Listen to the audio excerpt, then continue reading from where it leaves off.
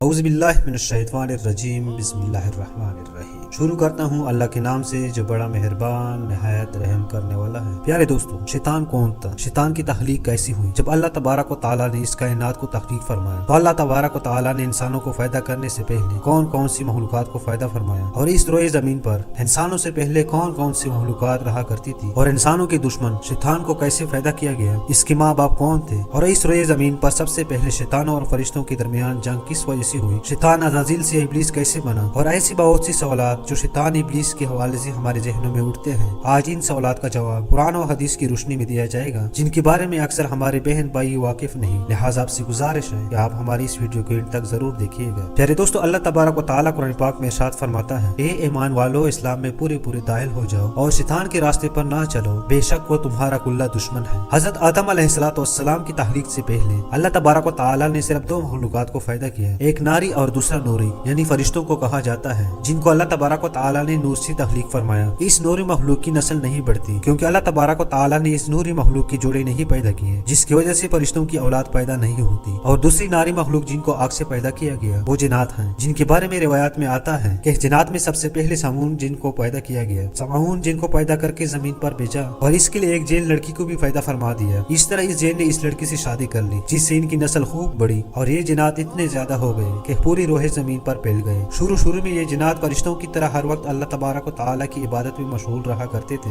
آہستہ ان میں سے کچھ جنات نے اللہ تبارک و تعالیٰ کی نافرمانیاں کرنا شروع کر دی اور اللہ تبارک و تعالیٰ کی حکم کو ماننے سے انکار کر دیا، جس کی وجہ سے یہ ناری مخلوق اللہ تبارک و تعالیٰ کی نافرمان مخلوق بن گئی۔ شیطان کے ماں باپ جنات میں ایک نامی گرامی جن کا نام جلیبہ تھا اور اس کی بیوی کا نام تبلیس تھا۔ یہ دونوں بہت ہی قد اور بہادر تھے۔ کہا جاتا ہے جلیبہ جن کی شکل اور صورت ببشیر کی طرح تھی اور تبلیس کی شکل بیڑے سے ملتی جلتی تھی۔ جلیبہ جنات کا سردار تھا، اس کے نام سے بڑے بڑے جنات خوف کھاتے تھے۔ چنانچہ جلیبہ اور تبلیس کے ملاپ سے ایک بچہ پیدا ہوا جس کا نام انہوں نے عزازیل رکھا۔ یہ بچہ اپنے والدین کی طرح بہادر اور دراز قد کا تھا۔ شیطان اور فرشتوں میں جنگ کیسی ہوئی؟ روایات میں آتا ہے کہ حضرت آدم علیہ السلام کی تخلیق سے 50,000 سال پہلے یا اس سے بھی زائد کا عرصہ زمین پر جنوں کا عروج تھا۔ اس روئے زمین پر ہر طرف جنات ہی جنات تھے۔ یہ جنات زیادہ شریر تھے اور یہ زمین کے اندر فتنہ فساد پھیلاتے تھے۔ اس طرح جب جنات نے زمین پر فساد پھیلانا اور تباہی مچانا شروع کر دی تو اس وقت اللہ تبارک و تعالیٰ نے فرشتوں کو حکم دیا کہ زمین پر جاؤ اور جنوں سے جنگ کرو۔ تو فرشتے اللہ تبارک و تعالیٰ کے حکم سے زمین پر اترے۔ ان فرشتوں نے جنوں کو حکم دیا کہ اللہ تبارک و تعالیٰ نے حکم دیا ہے کہ زمین میں امن و امان سے زندگی بسر کرو، لیکن جنات نے فرشتوں کی بات کو ماننے سے انکار کر دیا، جس کی وجہ سے جنات اور فرشتوں کے درمیان بہت بڑی جنگ ہوئی۔ اس خوفناک جنگ میں عزازیل کے والدین یعنی جلیفہ اور تبلیس نے بھی شرکت کی۔ اس جنگ میں فرشتے اللہ کے حکم سے جنات پر غالب آ گئے۔ اس جنگ کے اندر بہت سارے جنات مارے گئے، جن میں عزازیل کے والدین بھی شامل تھے، اور باقی سرکش جنات کو اللہ تبارک و تعالیٰ کے حکم کے مطابق قید کر لیا گیا۔ ان قیدیوں میں عزازیل بھی شامل تھا۔ فرشتے جب ان جنات کو قید کر کے آسمانوں کی طرف لے گئے تو شیطان بھی ان کے ساتھ آسمان پر چلا گیا۔ پھر اللہ تبارک و تعالیٰ کی طرف سے فرشتوں کو حکم ملا کہ عزازیل کی بہترین تربیت کی جائے اور اس کی اچھی پرورش کی جائے۔ نے عزازیل کو عبادت کرنے کی بہترین طریقوں سے آگاہ کیا، جس کی وجہ سے عزازیل اللہ تبارک و تعالیٰ کا ایک عبادت گزار بندہ بن گیا اور اللہ تبارک و تعالیٰ کی بارگاہ میں بہت بڑا مرتبہ حاصل کر لیا۔ اس دوران عزازیل بہت قابل اور عقل مند بن گیا۔ اس وقت اللہ تبارک و تعالیٰ نے عزازیل کو فرشتوں پر استاد مقرر کر دیا۔ عزازیل فرشتوں کو تعلیم اور تربیت دینے لگا اور فرشتے عزازیل کے پاس آتے اور علم حاصل کرتے۔ فرشتے عزازیل کو نیک اور فرزگار کہا کرتے تھے اور 80 سال تک وہ فرشتوں کے ساتھ رہا اور 20,000 سال تک فرشتوں کو تعلیم اور تربیت دیتا رہا۔ اس کا مقام اللہ تبارک و تعالیٰ کی بارگاہ میں اتنا زیادہ ہو گیا کہ اللہ تبارک و تعالیٰ کی سب سے مقرب فرشتے حضرت جبرائیل علیہ السلام، حضرت میکائیل علیہ السلام، حضرت اسرافیل علیہ السلام اور حضرت اسرائیل علیہ السلام بھی اسے تعلیم و تربیت حاصل کیا کرتے تھے۔ اللہ تبارک و تعالیٰ اس کائنات کا حقیقی مالک ہے، اس سے کوئی بھی چیز پوشیدہ نہیں ہے۔ اللہ تبارک و تعالیٰ کو اس بات کا علم تھا کہ یہ عزازیل ایک دن میرے حکم کو جھٹلا دے گا اور اس کا خاتمہ کفر پر ہوگا۔ ایک دن عزازیل کا گزر لوح محفوظ کے قریب سے ہوا تو عزازیل نے لوح محفوظ پر دیکھا جس پر لکھا ہوا تھا کہ میں شیطان مردود سے اللہ کی پناہ مانگتا ہوں۔ اس تقریر کو پڑھنے کے بعد تقریباً 2000 سال تک عزازیل روتا رہا اور اللہ تبارک و تعالیٰ کی عبادت میں مصروف رہا۔ عزازیل اللہ تبارک و تعالیٰ کی بارگاہ میں یہ سوال کرنے لگا، یا رب العالمین، یہ اتنا بڑا شیطان مردود کون ہے جس سے پناہ مانگی جا رہی ہے؟ عزازیل کے سوال کے جواب دیتے ہوئے اللہ تبارک و تعالیٰ نے ارشاد فرمایا، میں نے ایک بندے کو اپنی ہر نعمت سے نوازا ہے، وہ بندہ ایک دن میرے حکم کو ماننے سے انکار کرے گا جس کی وجہ سے اس کی ساری عبادت ضائع ہو جائے گی اور وہ شیطان مردود بن جائے گا۔ اللہ تبارک و تعالیٰ کا یہ فرمان سننے کے بعد عزازیل ہر وقت سوچتا رہا کہ وہ شیطان مردود کون ہوگا۔ چنانچہ عزازیل نے اللہ تبارک و تعالیٰ سے کہا کہ یا رب العالمین، میں اس شیطان مردود سے ملنا چاہتا ہوں۔ تو اس وقت اللہ تبارک و تعالیٰ نے عزازیل کو فرمایا کہ تو तू जल्द ही इस बंदे को देख लेगा। फिर इसके बाद अल्लाह तबारक व तआला ने फरिश्तों में ये ऐलान किया कि मैं जमीन पर अपना खलीफा मुकर्रर करने वाला हूँ। अज़ाज़ील को जब इस बात का इल्म हुआ कि अल्लाह तबारक व तआला एक ऐसे इंसान को पैदा करने जा रहा है जिसके पुतले को बनाने के लिए आसमानों और जमीनों से मिट्टी को इकट्ठा किया जा रहा है, चुनांचे जब अल्लाह तबारक व तआला ने हजरत आदम अलैहिस्सलाम के पुतले को तख्लीक फरमा लिया,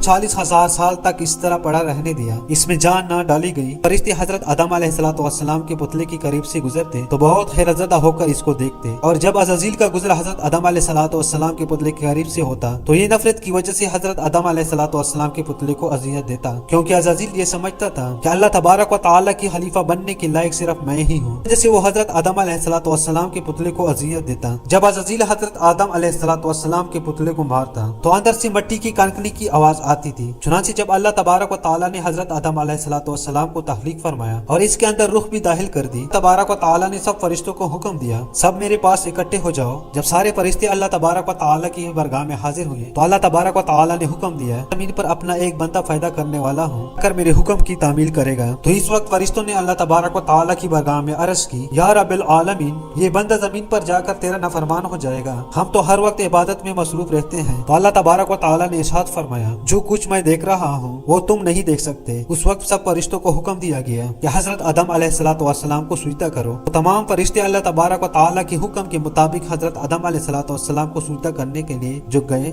ने हजरत आदम अलैहिस्सलाम को बौस और तकब्बुर की वजह से सुजदा ना किया। तआला ने अज़ाज़ील से पूछा कि तुमने सुजदा क्यों नहीं किया। उस वक्त अज़ाज़ील तकब्बुर और गुरूर में आकर बोलने लगा, हे रब्बिल आलमीन, तूने मुझे आग से पैदा किया और इस पुतले को मिट्टी से पैदा किया, मैं इस मिट्टी के पुतले से कई दर्जे बेहतर हूँ। अज़ाज़ील की ये बात सुनकर अल्लाह तबारक व तआला ने अज़ाज़ील को वहाँ से निकल जाने का हुक्म दिया और फरमाया, तू शैतान मरदूद हो चुका है, तुम पर कयामत तक मेरी लानत होती रहेगी। उस वक्त अज़ाज़ील को इस बात का इल्म हुआ कि लौहे महफूज पर जिस शैतान का जिक्र था वो दर हकीकत मैं ही हूँ। इस तरह जब अज़ाज़ील अल्लाह तबारक व तआला की नाफरमानी की वजह से शैतान मरदूद बन गया तो अल्लाह तबारक व तआला से कहने लगा, ए रब्बिल आलमीन, मैं चलता हूँ, कयामत के दिन तक जिंदा रहने की मोहलत दी जाए। तो अल्लाह तबारक व तआला ने शैतान मरदूद की बात मान ली और उसको कयामत तक की मोहलत दी गई। उस वक्त शैतान मरदूद अल्लाह तबारक व तआला की बारगाह में अर्ज करने लगा, तेरे बंदों को राह से भटकाऊंगा और हर तरह से तेरे बंदों को तेरे हुक्म का नफरमान बनाऊंगा, और बहुत सारे तेरे बंदे मेरे इस जाल में आकर तेरी नफरमानी करेंगे और गुनाहों के अंदर मुब्तला हो जाएंगे। उस वक्त शैतान मरदूद को अल्लाह तबारक व तआला ने इरशाद फरमाया कि तू मेरे बंदों को मेरी राह से भटकाएगा और मेरी नफरमानियों के अंदर मुब्तला करेगा। मेरी रहमत बहुत बड़ी है, मैं अपने फजल व करम से अपने बंदों को माफ करता जाऊंगा। इस तरह गुरूर और तकब्बुर की वजह से अज़ाज़ील शैतान मरदूद बन गया और अल्लाह तबारक व तआला ने लानत का तुक इसके गले में डालकर उसको आसमान से नीचे फेंक दिया, और इसी तरह शैतान हमेशा हमेशा के लिए अल्लाह तबारक व तआला की रहमत से दूर हो गया। रिवायत में आता है कि जब क़ुर्बे क़यामत दूसरा सूर पहुंचा जाएगा तो उस वक्त अल्लाह तबारक व तआला शैतान को मरदूद को दर्दनाक मौत अता फरमाएगा और इसके बाद शैतान मरदूद को हमेशा हमेशा के लिए जहन्नम में दाखिल कर दिया जाएगा। और अल्लाह तबारक व तआला से दुआ है कि अल्लाह तबारक व तआला हमेशा अपनी फरमानबरदारी में